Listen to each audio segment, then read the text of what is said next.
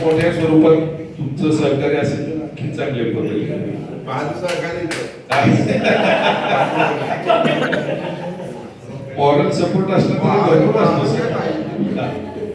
कलाकाराला दुसरं काय आहे इथं घेऊ आपण 100वा कार्यक्रम पण इथे तर सगळे रसिक इथं जमतात कलाकारांना दाद येतात इथं काय सगळे शिक्षणाचं ज्ञान घेतलेले कलाकार नाही परंतु ज्यांना गाण्याची हौस आहे असे कलाकार आहेत आपल्या आपल्या पद्धतीने ते रसिकांचं मनोरंजन करण्याचा प्रयत्न करत असतात आणि ह्या गोष्टीला श्रेय हे गाणं सादर करायच्या आधी त्यांच्याकडून 10-20 वेळा गाऊन घ्यायची जबाबदारी हे युनुसबाई करून घेत असतात पॉलिश करतात त्याच्यामुळे हा कार्यक्रम अत्यंत छानपैकी साजरा होतो आणि आपल्यासारख्या लोकांच्या सहकार्यामुळे मॅडम सारखे समीक्षक असल्यामुळं आणखी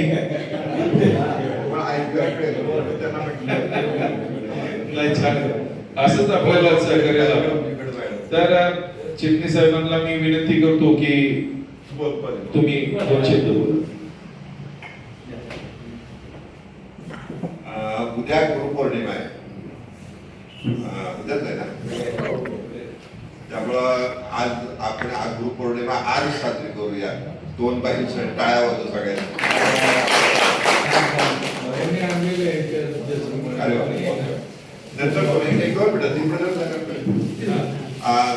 आपल्याला माहिती असलं पाहिजे की गुरु हे काही शिक्षकच असतं असं नाही गुरु हा आपला विद्यार्थी पण असतो आणि त्याचं उदाहरण घडलं कोल्हापूरमध्ये म्हणजे खांडेकर हे लवटेंचे गुरु आणि लवटे हे शिक्षक होते तर लवटे त्याचं तुम्ही आत्मचरित्र अवश्य वाचा खाली जमीन वर आकाश म्हणजे सुनील कुमार लवटे हे नाव त्यांना कोर्टाने दिले त्यांना माहित नाही आई कोण वडील कोण माहित नाही पण तो माणूस हा देशामध्ये अतिशय मोठ्या प्रमाणात समाज प्रबोधन करतात आणि आता नुकतेच आपले साठलेले 1 कोटी रुपये समाजाला जोडतात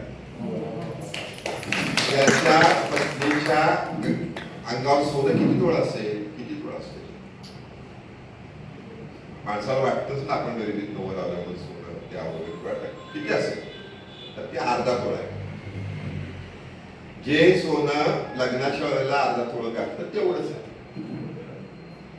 तर ते मी का सांगतोय तर त्याला गुरु भेटले तसे तर तुम्हाला हे गुरु 2 भेटले विस खांडेकर हे मराठी भाषेसाठीचं महत्वाचं नाव आहे त्यांच्या बऱ्याच कथांवर चित्रपट निघालेले आहेत फार मोठे की ज्यांनी ज्या खेडेगावात शिकवत होते तिथली मुलं अतिशय मोठ्या मुद्द्यावर गेली एवढा असून ते कोल्हापुरात राहायला आल्यावर त्यांनी शाळा काढली 51 शाळा काढला होता कोल्हापुरात तर त्यांना सगळे म्हटले की 52 शाळा कशाला चालू करता तुम्ही ज्ञानपीठ मिळालं त्याचं पहिलं ज्ञानपीठ त्यांना मिळालं आपल्या मराठी म्हणजे कुठल्या धर्माचं नाही मराठी म्हणजे महाराष्ट्राचं ते लक्षात घ्या 4 ज्ञानपीठ आता मिळाली त्याचं पहिलं खांडेकर दुसरं कुसुमाग्रज तिसरं दिंडाकर तिसरं 4थं नेमाडे त्यातले एक बोलत आहे ते म्हणजे नेमाडे बाकी तिकडे गेली थोडक्यात दिंडाकर माझ्या त्याच्यावर माझे फोटो आहेत मी त्यांना अनुभवलेला आहे तर मी तुम्हाला आता सांगत होतो तर त्याला विचारलं 52 शाळा तुम्ही कशासाठी काढताय तर ते म्हणजे 51 शाळेमध्ये शिक्षण दिले जातं आणि 52व्या शाळेमध्ये मी माणूस घडवण्याचं काम करतो काय सांगितलं तसं हे 2 जण माणूस घडवतात नुसतं विद्यार्थी तुम्हाला शिकवत नाही ते आदर्श आहेत थोडक्यात म्हणजे एक आधुनिक आदर्श असेच आहे 2 लाखाची नोकरी त्यांनी सोडून दिली आणि सातारामध्ये फ्री प्रेसचं काम करतात आणि लोकांचं प्रबोधन करतात त्या खांडेकरांची मजा सांगतो तुम्हाला म्हटलं तसं ते शिक्षक म्हणून लागले अति वाईट परिस्थिती काढले आणि शिक्षक म्हणून काढल्यानंतर एक दिवस तेव्हा आपल्याला मोठ्या लोकांना आठवत असेल इन्स्पेक्शन म्हणजे गरजे फार भीती असायची आम्ही शाळेमध्ये असताना मला आठवतं इन्स्पेक्शन म्हणजे काय शिक्षक घाबरायचे सगळीकडे पळापळ व्हायची तर त्यामुळे त्यांनी त्या मुलांकडनं तयारी करून घेतली स्वच्छता करून घेतली पताका लावून घेतला आणि काय केलं त्यांना सांगितलं कुणी कविता लिहून द्या कुणी निबंध लिहून द्या कुणी काय करा तर एका विद्यार्थ्याने कविता लिहून आणली मग कविता लिहून आणल्या त्यांनी काय केलं ते म्हणले बघायला आणि आणि मग त्या सगळ्या काय आपण ते शिक्षक तपासतो का नाही तशा खुणा केल्या सगळ्या, चांगले चांगले शब्द वापरले, इतकं सुंदर कविता केली मी, दुरुस्त्या केल्या सगळ्या, सगळं केलं. आणि त्या मुलाला सांगितलं, नाव आता माहित नाही, उद्या मी सांगितलं नाव, माझा नाव विसरलो आता. त्या मुलाला सांगितलं ही कविता आता तू स्वच्छ कागदावर लिही आणि स्वच्छ कागदावर लिहून स्वच्छ कागदावर लिहून म्हटले की तू दे. तर तो विद्यार्थी काय म्हटला, तो म्हटला सर आता ही माझी कुठं कविता राहिली, तुमची कविता झाली. काय म्हटला मुलगा, सर ही माझी नाही राहिली कविता, तुम्ही शब्द बदलले, बाकी सगळं केलं, तुमची झाली कविता. ते उदाहरण त्याच्या आयुष्याला मोठं ठरलं. ते म्हणजे मला पहिल्या खटक्यात असा विद्यार्थी भेटला की मला आयुष्याची त्यांनी उदाहरणार्थ शिकवण दिली. तर हे मी सांगत होतो ते पुढचं हे की त्या कालावधीमध्ये 11वी मध्ये असताना त्या पुस्तकामध्ये लेखक कविता होत्या तेव्हा खांडेकर प्रसिद्ध होते. अगदी मंटो सुद्धा खांडेकरांच्या कथा वर पिक्चर काढत होते. मंटो म्हणजे तुम्हाला माहिती असेल, मंटो नाव तुम्ही सगळ्यांनी वाचा. मंटो जर पाकिस्तानात गेले नसते ना तर त्यांचं काय तुम्हाला सांगतो, आपल्या भारताचं नशीब लागलं असतं. जसं साई लुधियाने ना पाकिस्तानला गेले पण परत आले, बरीच माणसांकडे परत आले, त्यांना प्रचंड त्रास झाला आणि गेल्यानंतर जीवन कळली तिथं लोकांना पाकिस्तानला. मंटो हा अवश्य तुम्ही वाचा. म्हणजे आपण इथं काय करतो, नुसती गाणी ऐकायला नाही बघतो. तुम्हाला असं आम्ही काही सांगतो की तुम्ही माझ्या पुस्तक घेऊन वाचावं, असं तुम्ही करावं अशी माझी अपेक्षा आहे. विशेषतः संगीताची पुस्तक वाचा. तर त्यांनी काय केलं, वेगळ्या लोकांना त्यांनी बोलवलं होतं की तुम्ही या कवीला, किंवा तुम्ही कोल्हापूरकडे जेव्हा जाल तेव्हा आमच्या शाळेत या आणि 11वीच्या वर्गाला आमच्या वर्गातला धडा शिकवा, तुमचा जो आहे तो. आम्ही काही तुम्हाला पैसे देऊ शकत नाही, आमच्याकडे पैसे नाही. मग खांडेकर म्हणून शांता शेळके असतील, गदी मांडूरकर असतील, विंदा करंदीकर असतील, पुष्पाकर, ही सगळी मंडळी त्यांच्या शाळेत जाऊन 11वीचा धडा प्रत्येकाने शिकवलं. त्यात गदी मांडूरकर पण होते. म्हणजे नव्हती त्यावेळेला नेमकी 11वीला होते, ते सांगत होते. पण तुम्हाला गदी मांडगुळकरांची मजा पाहिजे. गुरु गदी मांडगुळकरांचे गुरु खांडेकर. तर गदी मांडगुळकरांची वाईट परिस्थिती होती, कोल्हापुरात गेले, नोकरी कुठं मिळेना, पण अक्षर चांगलं होतं. मग त्यांना कोणती सांगितलं खांडेकरांकडे लेखनिक पाहिजे. मग ते खांडेकरांकडे लेखनिक म्हणून लागले. रोज ते जायचे, लेख बंद करून द्यायचे. एक दिवस माडगुळहून त्यांचा भाऊ रडत रडत कोल्हापूरला बोक्सा त्याला ना कळत ना कधी म्हणून का रडतोय हा, ते म्हणजे काय झालं काय म्हणजे वडिलांची नोकरी गेली आणि सावकार दारातून बसतील, आपलं घर काय उभं देत नाही, तेवढंच पहिले पैसे द्या, तुमचे एवढे एवढे पैसे व्याज असं करते, एवढे एवढे पैसे द्या. आता हे पण रडायला लागले. कधी म्हणतो अतिशय म्हणजे ते प्रायमरी सगळी अशी त्याहून शिकलेले आहेत, म्हणजे त्याचं वाचण्यासारखं आणि ते रडायला लागले. मला काय करायचं, मग ते गेले खांडेकरांकडे, महागाचे कसे पैसे. त्यांनी सांगितलं माझी आई आजारी आहे, मला 40 रुपये पाहिजे. खांडेकर आत गेले, आपल्या खिशातनं धागाच्या 4 नोटा काढल्या, 40 रुपये मागितले होते, त्यांना आणून त्यांनी दिल्या. मग आणि सांगितलं मग त्यांना की काही काळजी करू नको, परिस्थिती आयुष्यात येते, परिस्थितीला आपल्याला तोंड द्यायला शिकलं पाहिजे. मग तो गेला, त्यांनी वडिलांना पैसे दिले, ते घर सोडून घेतलं, राहिलेले पैसे आपल्याला बांधून घेतले. तेव्हा ते असं म्हणजे वडील असे म्हटले की माझ्या मुलाने माझी आबरू वाचवली. तेव्हा ते लिहून ठेवले माडगुळकरांनी, मी कुठं आबरू वाचवली, मला जे गुरु भेटले ते नुसते गुरु साहित्यिक नव्हते, तर ते खरोखर माणूस होते, असं ते लिहून ठेवले. मी आधी एवढंच रिपोर्ट तुम्हाला लेख आला तुम्हाला पाठवून देतो, तुम्हाला एवढ्यासाठी तो प्रचंड आता व्हायरल होतो, बऱ्याच लोकांकडे जातो, तर माहितीतलं पण तरी ते माहीत नसतो लोकांना.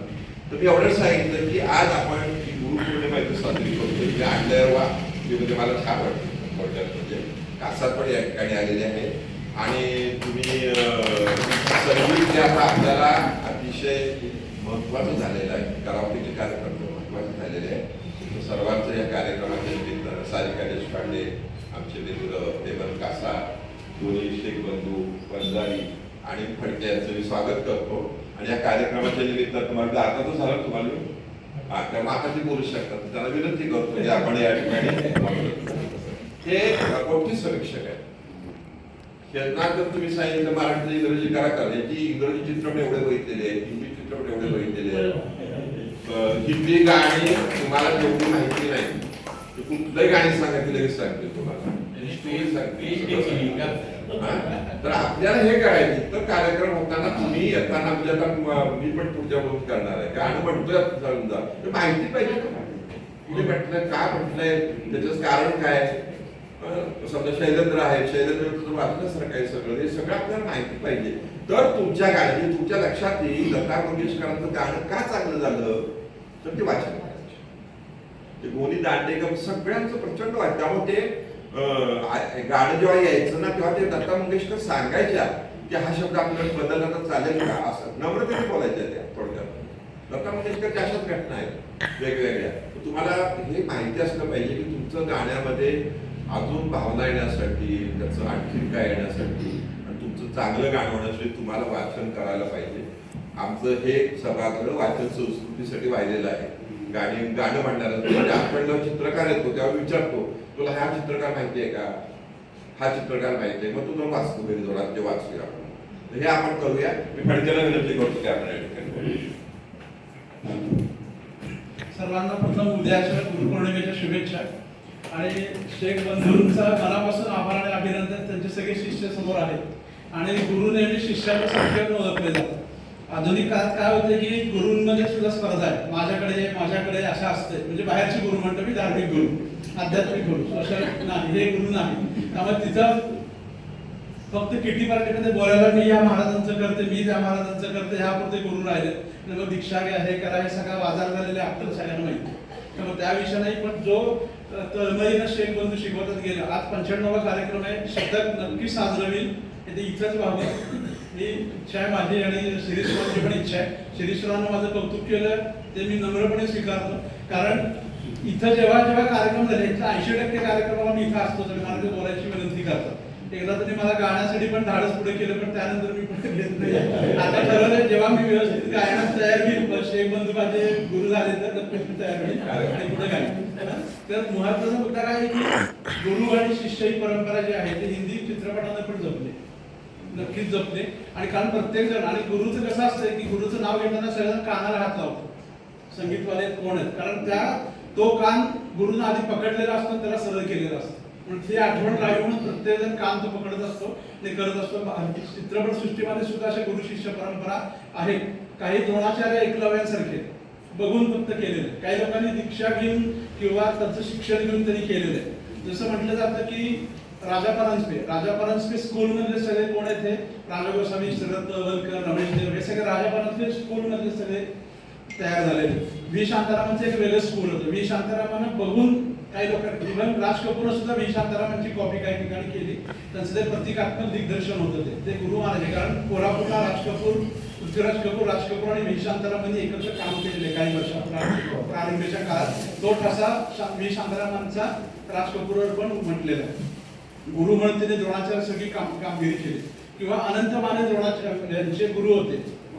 अनंत माने हे व्ही शांतारामांचे शिष्य होते. व्ही शांताराम त्यांचे गुरु होते. मला ते पिंजरासारखा चित्रपट संपूर्णपणे अनंत मानेने दिग्दर्शित केला. पण नाव दिलं गुरुचं व्ही शांताराम यांचं केवळ गुरुदक्षिणा म्हणून. ते सगळ्यांना माहिती की ज्या प्रकारचा चित्रपट तमाशा पण आतापर्यंत कधी शांतारामांनी काढला नव्हता अशा प्रकारचा पण त्यांनी पिंजरा केला ते आणि कोल्हापुरात सगळ्यांना माहिती की दिग्दर्शन त्यांनी केलं होतं. असं प्रत्येक जण चित्रपटामध्ये असेल. अनेक लोकांनी काही लोकांनी मोहम्मद रफीला गुरु मानलं. सोनू निगम सारखा माणूस आहे. द्रोणाचार्य सारखा त्यांनी एकलव्यासारखा मोहम्मद रफींचा फॉलो घेऊन सारखा ऐकून मोहम्मद रफी सारखी गायकी केली. कुमार सानू सारख्या माणसाने किशोर कुमारला गुरु मानलं. अशा प्रत्येकाने कोणत्या ना कोणत्या प्रकारे आपल्याला गुरु एक निवडला आणि त्यांनी केलं. त्यामुळे त्यांची संगीत साधना झाली. मंगेशकरांकडे काय झालं घरातच मोठा गायक होता दीनानाथ मंगेशकर होते. त्यांनी हृदयनाथ मंगेशकरांना शक्य झालं नाही पण वरच्या चारी बहिणींना बऱ्यापैकी शिकवलं. नंतर मग कोणी प्रत्येकाने गुरु आपापले केले. नंतर तेच मोठे गुरु झाले. या चौघा बहिणींपैकी कधी कुणी कुणाला शिकवलं नाही. लक्षात घ्या चौघी बहिणी किंवा हृदयनाथ मंगेशकर कधी गुरु झाले नाहीत पण त्यांचं गायन हेच लोकांसाठी एक शिकण्याचं माध्यम झालं. तो सिलेबस झाला. त्यांचं प्रत्येक गाणं अनेक शिष्य तयार झाले. त्यामुळे सुमन कल्याणपूर निधन नुकतंच झालं. सुमन कल्याणपूर आणि लता मंगेशकरांमधला फरक आपल्याला कळतच नाही अनेक. ही एवढी ती फरक आहे की आशा भोसलेंनी ज्या प्रकारे स्वतःची गायकी निर्माण केली ते सुद्धा शिकून की कशी माझी बहीण कशी काय ते मला त्यापेक्षा वेगळं करायचं हे ठरवून त्यांनी ते वेगळ्या प्रकारे केलं. त्यामुळे हिंदी चित्रपटसृष्टी असेल मराठी असेल सगळीकडे ही गायकीची परंपरा आहेच. आता कट्यार काळजात घुसलीसारखं नाटक बघितलं असं नाटक सिनेमा पण आला त्याच्यावर सुबोध भावेचा होता तो पूर्णपणे गुरु शिष्य परंपरेवर चित्रपट अनेक चित्रपट आले काही विनोदी थट्टा करणारे पण आले. आता हा आपला मुंबई इराणी आणि संजय दत्त मुन्ना MBBS मध्ये गुरु शिष्याची जोडी विनोदी जोडी बरोबर ती ट्विस्टेड जोडी म्हणतात तशी येते की खऱ्या अर्थाने गुरु शिष्य नाहीये पण गुरु शिष्य आहेत पण. किंवा आपल्या पडोसनमधली मेहमूद आणि सायरा म्हणून एक चतुर्नाथच्या गाण्याचे बघतो आपण तो गुरु आहे ती शिष्या म्हणून त्याचं काम करते पण ती खऱ्या अर्थाने गुरु शिष्य नाहीये पण एक वेगळ्या प्रकारे ते चाललेलं असतं असे पण आपल्याला दिसतं. किंवा चकदेमध्ये जेव्हा शाहरुख खान सगळी टीम घडवतो आपली गुरु शिष्याचे नाते आहेत ते आपल्याला पडद्यावर सगळं दिसतं. असे अनेक उदाहरणं आपल्याकडे येतात की गुरु शिष्य या परंपरेच्या निमित्ताने येतात आणि काही वेळेला थट्टा पण होते. आता सचिन पिळगावकर या कलाकाराबद्दल मला प्रचंड आदर आहे पण सोशल मीडियावर त्याची का थट्टा केली जाते उत्तर नसल्याचं मिळत नाही. कारण महागुरु म्हणून तशी एवढी थट्टा केली जाते एवढी चेष्टा केली जाते की त्याला सगळ्यातच नॉलेज आहे असं गैरसमज पसरतो कशावरही बोलतो. म्हणजे जेएनजीच्या आंदोलनावर पण बोलेल आणि वेगळ्या रेसिपीवर पण बोलेल म्हणून काही झालं की त्या मीम्स पण तयार होतात. पण सचिन तेंडुलकर हा खरोखरच महागुरु होण्याच्या पात्रतेचा कलाकार आहे हे आपल्याला माहिती पाहिजे. ज्या माणसानं जवळजवळ 60 वर्ष चित्रपटसृष्टीमध्ये काढली 60 वर्ष सचिन पिळगावकर ते एवढी 60 वर्ष काढली आणि एकदम लहान वयात त्याला फिल्मफेअर आणि राष्ट्रीय पुरस्कार मिळाले त्याच्याकडे निश्चितच काहीतरी काम करण्यासारखं आहे आणि त्यांनी केलेलं आहे. शोलेमध्ये सचिन पिळगावकरचं वय 20 पण नसेल पण त्यांना अनेक त्यातले चित्रपटाचे जे शॉर्ट्स आहेत ते रमेश सिप्पीच्या नकळत आणि त्यांनी त्यांना सांगून दिग्दर्शित केलेले. किंवा तो पहिला शोलेमधला जो काही भाग आहे की जोरात रेल्वे लाकडं उडवून जाते निघून त्यावेळेचं सगळं काम सचिन पिळगावकर आणि अमजद खान दोघांनी मिळून केलं अनेकांना माहित नाही. किंवा जेव्हा अमजद खानचा आवाज पातळ होता अमजद खानचा आवाज असा दरोडेखोर किंवा व्हिलनला साजेसा नव्हता तर ते काय करायचं याचं गुरुदक्षिणा किंवा गुरु एक मार्गदर्शन सचिननं केलं. त्यानं सकाळी सकाळी अमजद खानला बोलवलं आणि म्हणून तुझा अमजद खानचा आवाज देणार नव्हते आणि शोलेतल्या कुठल्याही डायलॉगला अमजद खानचा डायलॉग नव्हता आवाज पातळ होता डायरेक्ट म्हणून तो सुटेबल नव्हता. या प्रकारे त्यांचं आपण स्वागत करूया या व्यासपीठावर पहिल्यांदाच. तर अमजद खान यांचा आवाज पातळ होता तर तो काय करायचा सगळे नाकारले होते अमजद खानचं डबिंग आपण दुसऱ्या कोणाकडे करून असं चाललं होतं.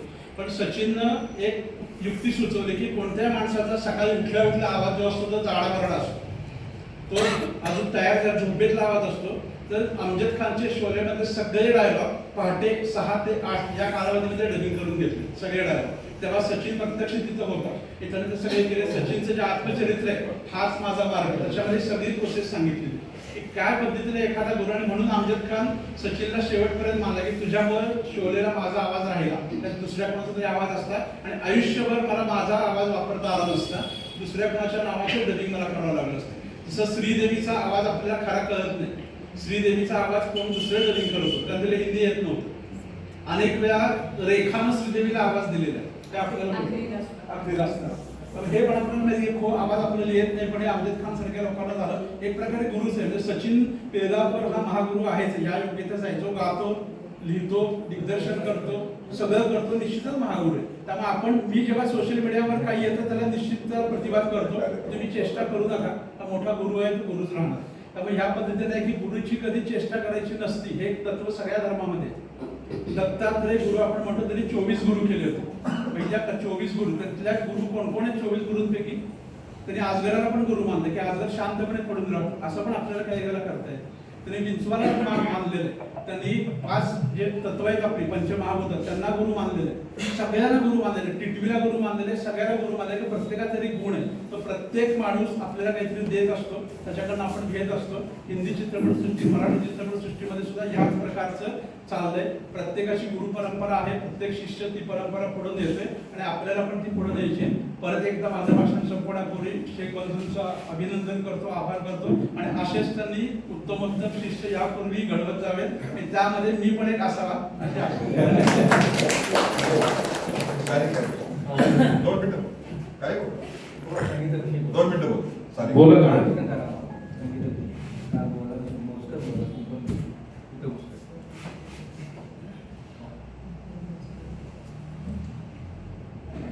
कार्यक्रमातून खूप वाटतं, बोलण्यासारखं खूप आहे. काही गाणी जेव्हा होती तेव्हा मी आधीमध्ये समजावत असतो, राहत नाही तेव्हा मी बोलतच असते. पण आता जसं सांगितलं की वाचन जास्त होतं, त्यामुळे लता मंगेशकरांचं गाणं चांगलं झालं. तर कितीतरी वेळा असं असतं की जे मूळ शब्द सुचलेले असतात ते वेगळेच असतात, पण ते मीटरमध्ये बसत नाही किंवा पटत नाही, ते म्हणजे पुरेसे वाटत नाही, त्यामुळे ते नंतर बदलले जातात. तर आपल्याला गाणं माहिती आहे ऐरणीच्या देवाला ठिणगी ठिणगी, तर ठिणगी ठिणगी हे शब्द नंतर रिप्लेसमेंट आहे. सुरुवातीला ऐरणीच्या देवाला अग्नी अग्नी वाहुले, अग्नी अग्नी काही कानाला खटकत होतं, त्याच्यामुळे त्यांनी ते ठिणगी ठिणगी तसंच झालं. तसंच सुन्या सुन्या मैफिलीत माझ्या उंबरठा म्हणजे केव्हाचा काळ होता, तेव्हा आत्ता इतकी म्हणजे त्याच्यात दाखवली आहे स्मिता पाटील खूप, पण समाजाच्या दृष्टीनं स्त्रीला एवढं स्वातंत्र्य नव्हतंच तेव्हा. तर त्याच्यात जी ओळ आहे तुझे हसू आरशात आहे, तर तुझे हसू मीटरमध्ये 4 अक्षर आहेत. तर आधी कुणीतरी आरशात आहे असं लिहिलं होतं मूळ काव्यामध्ये. तेव्हा मग असं झालं होतं, तेव्हा इंस्टाग्राम आणि इतर सगळे होते की ती एक स्मिता पाटील विवाहित स्त्री दाखवलेली आहे आणि ती सगळं घरदार सोडून समाजासाठी म्हणून ती बाहेर पडते असं आहे.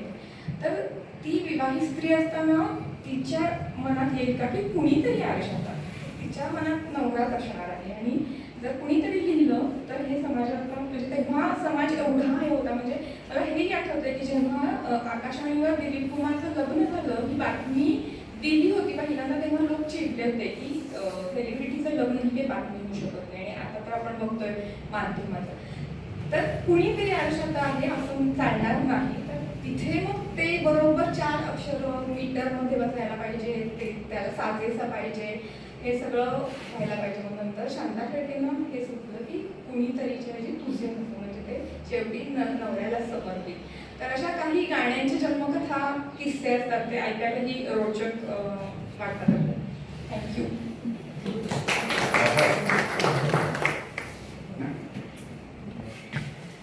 मी इथं रसिक म्हणून आलेलो आहे आणि संगीत आणि गायनाची शास्त्रीयदृष्ट्या समीक्षा फडके सर नंतर या मॅडमनी केलेली आहे, चिटणीस साहेबांनी सांगितलेलं आहे.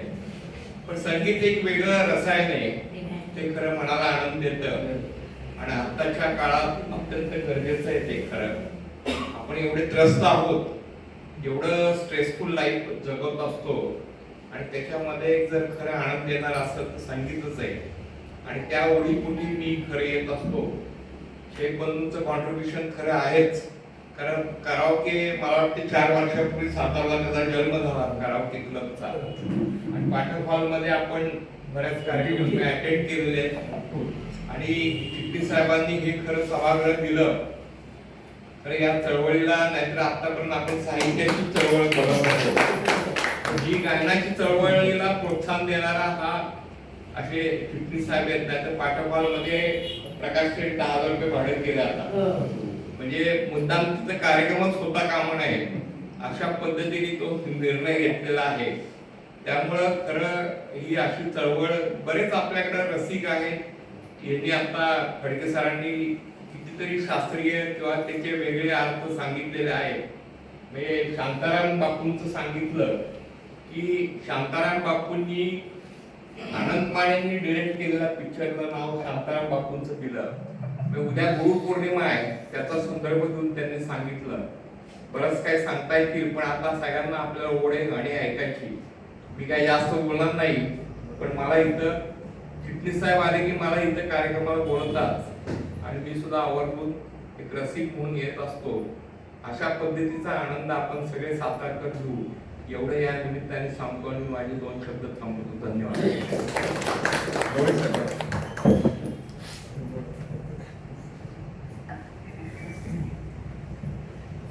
उपस्थित मान्यवर सर्व कलाकार आणि आमचे मार्गदर्शकच म्हणतो मी, श्री चिटणीस. माझ्यापेक्षा लहान आहे, पण कला सगळ्या आहेत,